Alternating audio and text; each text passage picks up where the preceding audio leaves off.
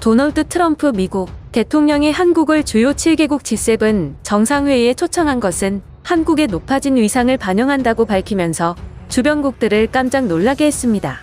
정식 참가국으로의 초청은 아닐 것이라며 애써 평가절하 하던 일본의 셈법이 복잡해지기도 했습니다.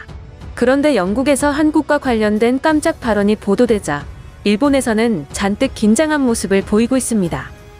외교통상위원장은 지난 16일 톰 투겐다트 영국 하원 외교특별위원회 위원장과 전화회담을 갖고 양국 의회의 협력을 확인했습니다.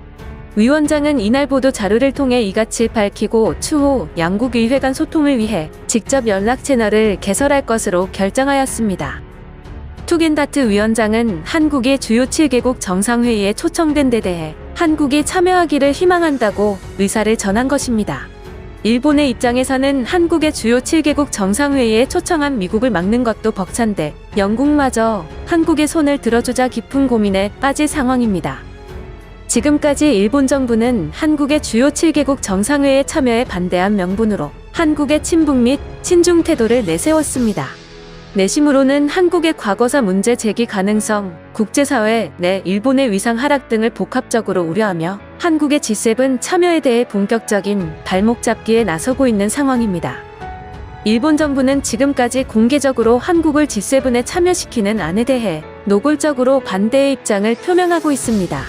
교도통신은 영국과 캐나다가 G7 확대 대상국으로 거론된 러시아의 참여에 반대하고 있어 일본이 전면에 나서지 않아도 된다란 계산이 있었다고 전했습니다. 회원국 확대에는 전 참가국의 동의가 필요한 만큼 국제사회에서 아시아 유일 G7 국가라는 자부심을 가지고 있는 일본은 마지막까지 반대할 것으로 보입니다. 일본은 그동안 한국이 외교 무대에서 존재감을 높이는 것을 끈질기게 방해해왔습니다. 대표적 사례로 2006년 반기문 전 외교통상부 장관이 UN 사무총장으로 선출될 때도 일본이 마지막까지 반대표를 던지기도 했습니다. 일본은 2018년 남북대화 국면에서도 한국의 입지와 중요성이 확대되는 것을 견제했습니다. 대한민국 정부는 일본의 노골적인 한국 폄하하기 태도에 대해 공식 대응을 자제했지만 일본 국내용 혐한 정치라며 아베 총리의 개인 지지율 상승을 위한 무책임한 행태라며 유감을 표시하기도 했습니다. 거기다 국제적 무대에서 한국의 위상이 높아지는 것을 막기 위한 일본의 무리수는 멈출 줄 몰랐습니다. 세계무역기구 WTO 사무총장 후보로 나선 유명희 통상교섭 본부장이 나서자 일본이 강하게 비판하며 나서는 것입니다. 한국이 일본의 대한국 수출 규제를 세계무역기구에 제소한 데 이어 일본은 한국의 세계무역기구 사무총장 도전을 적극적으로 저지할 태세인 것입니다. 일본 정부는 한국산업통상자원부 통상교섭본부장이 도전하는 세계무역기구 사무총장 선출에 관여하겠다는 의지를 밝혔습니다. 일본 경제산업상은 기자회견에서 세계적인 사태 대응과 세계무역기구 개혁 등 리더십을 발휘할 수 있는 인물인지가 중요하다며 그런 관점에서 일본도 선출 프로세스에 확실히 관여해 나가고 싶다고 강조하며 한국의 발목을 잡기 위한 움직임을 보였습니다. 한국인 첫 사무총장 배출 가능성이 조심스럽게 점쳐지는 가운데 일본의 견제도 더욱 강해지고 있습니다. 일본 정부는 초반에 유 본부장에 대해 명확한 찬반 의사 표명을 하지 않았지만 수출 규제를 놓고 갈등을 겪고 있는 한국의 사무총장 후보를 향해 경계심을 갖는 분위기입니다. 일본 언론도 한국인 WTO 후보자 출마에 상당한 관심을 보였습니다. 요미우리 신문은 한국인 후보자 등록에 대해 한국과 수출 관리 강화를 놓고 대립하는 일본이 어떻게 대응할지 관심거리라고 지적했습니다. 일본 정부가 한국에서 사무총장이 나와 국제적 발언력을 높이는 것을 경계하고 있다고 볼 수 있는 상황입니다. 일본 언론들은 일제히 한국 출신 사무총장이 탄생할 경우 일본의 통상 정책에 불안 요소로 작용할 수 있다고 우려를 나타내고 있습니다. 일본의 대표적인 경제신문인 니케이 신문은 WTO 차기 사무총장 선출에 한국 등 8개국 후보가 나섰지만 유력한 후보가 없어 혼전이 예상된다며 한국인 후보가 당선하면 일본에는 골칫거리가 될 수 있다는 한국 대리 기식 발언을 내뱉기도 했습니다. 니케이는 그 이후로 작년 3월부터 산업통상자원부 통상교섭본부를 이끌어온 유 후보가 한국에 대한 일본의 수출 규제에 강하게 반발하면서 WTO 제소를 주도한 점을 거론했습니다. 갑작스럽게 영국이 한국을 향해 G7 정상회의에 참여하기를 희망하자 일본은 미국과 영국 두 국가와의 의견 대립이 생긴 상황입니다. 현재 영국에서는 미국으로부터의 반중국 정책에 맞춰 중국 퇴출 움직임이 본격화됨에 따라 중국이 차지하고 있는 자리를 대신해줄 나라가 바로 대한민국이기 때문입니다. 미국 정부는 오는 8월 13일부터 화웨이, ZTE 등 5개 중국 기업 제품을 사용하는 기업과의 거래를 끊는다고 발표했습니다. 미국 연방통신위원회는 국가 안보에 위협을 주는 것으로 여겨지는 통신장비 명단 작성을 시작하며 중국 기업 5곳을 선정하며 중국 퇴출 작업에 시동을 건 것입니다. 앞서 미국 연방통신위원회는 중국 기업을 국가 안보 위협으로 지정해 미국 기업들이 이들 업체로부터 새로운 장비를 구매하거나 기존 장비를 유지하기 위해 정부 보조금을 사용하는 것을 금지했습니다.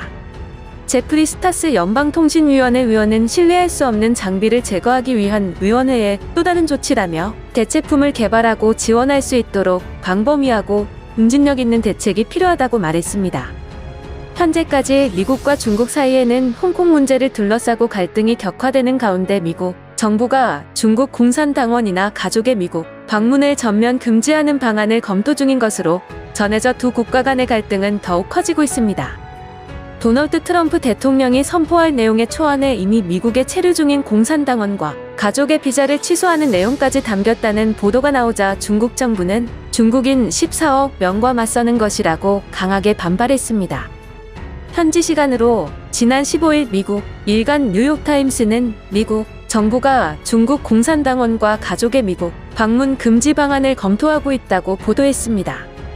하춘잉 외교부 대변인은 정례 브리핑을 통해 관련 보도가 사실이라면 미국은 14억 중국 인민에 맞서고 세계 인구의 5분의 1을 차지하는 중국인들과 대립하는 것이라고 경고의 메시지를 전달했습니다.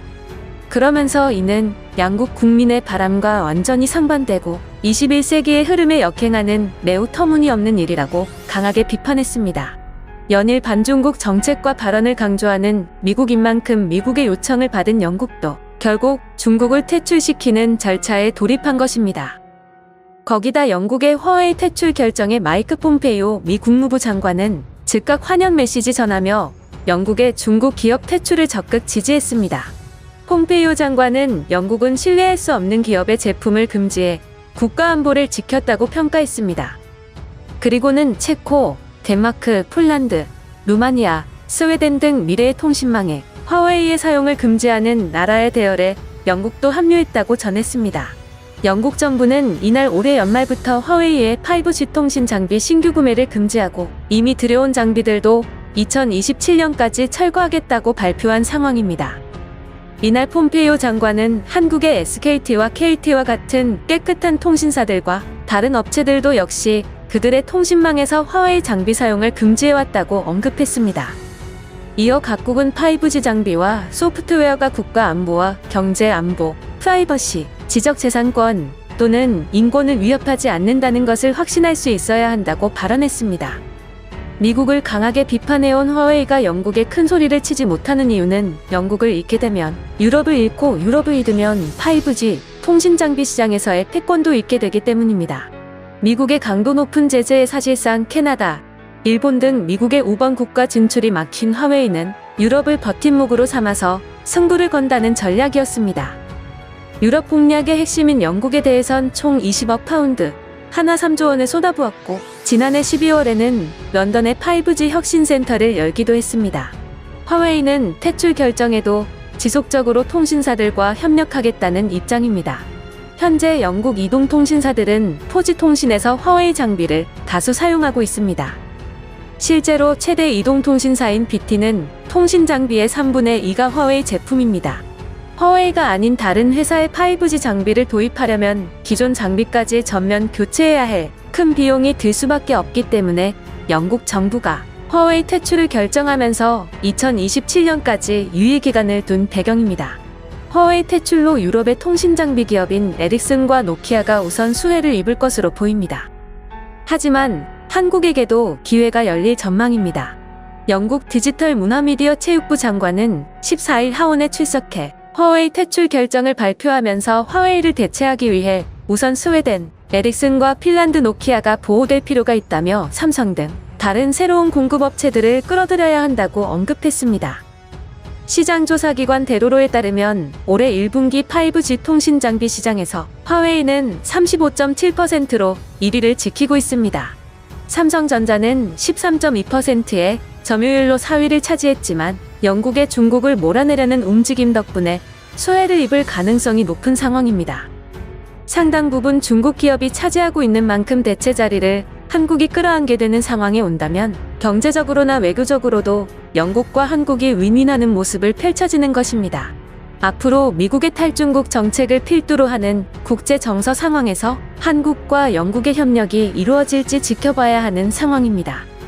구독 버튼 아래에 종 모양 버튼을 클릭하시면 좀 더 빨리 소식을 접하실 수 있습니다.